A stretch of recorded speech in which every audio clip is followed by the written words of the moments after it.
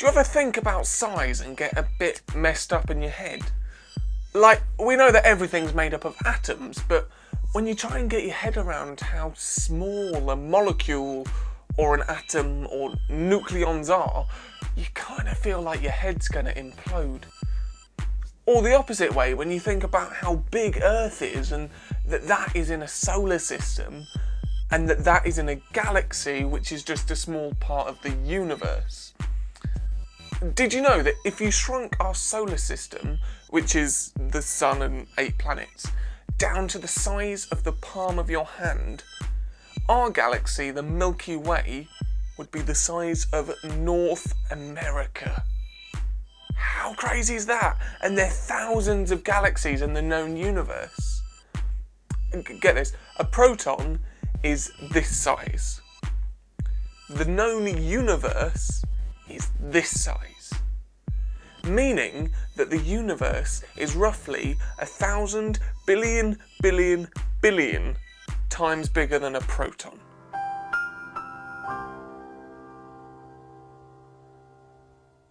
So, no wonder, if we can't even get our heads around what we can actually see, that we have problems visualising a God who's just beyond any conceivable size.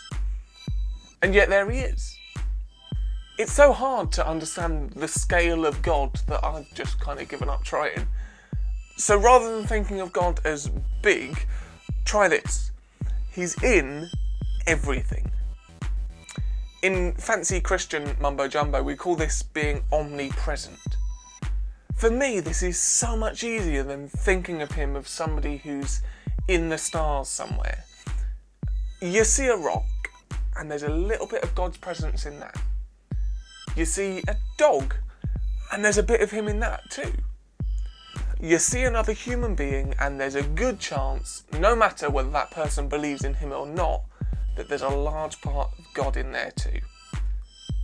And get this right, you know that massive God who is everywhere and in everything? He loves you. He cares about you. He wants to know every little aspect of your life.